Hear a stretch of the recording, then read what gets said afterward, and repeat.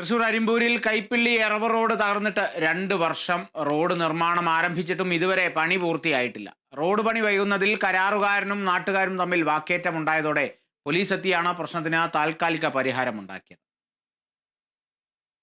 4 കിലോമീറ്ററോളം വരുന്ന കൈപ്പിള്ളി എറവ് റോഡ് നിർമ്മാണം ആരംഭിച്ച് 2 വർഷം പിന്നിട്ടിട്ടും റോഡ് നിർമ്മാണം എങ്ങും എത്തിയില്ല.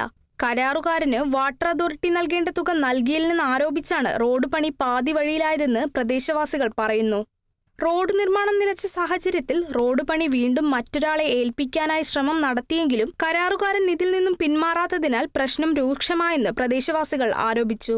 റോഡ് നിർമ്മാണത്തിന്റെ ഭാഗമായി കൂട്ടിയിട്ട സ്ലാബുകളും തൂണുകളും കരാറുകാരൻ കടത്തിക്കൊണ്ടു പോവുകയാണെന്നാരോപിച്ച് സാധനങ്ങൾ കൊണ്ടുപോകാനെത്തിയ ടോറസ് ലോറിയും JCBയും നാട്ടുകാർ 4 മണിക്കൂർ തടഞ്ഞുവെച്ചു.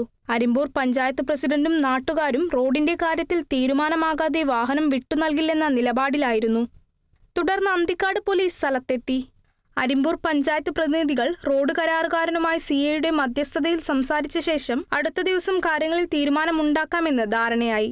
CAയുടെ ഉറപ്പിൽ കരാറുകാരന് JCB വിട്ടുകൊടുത്തെങ്കിലും ടോറസ് ലോറി വിട്ടുനൽകിയിട്ടില്ല. Kerala vision news, Thrissur.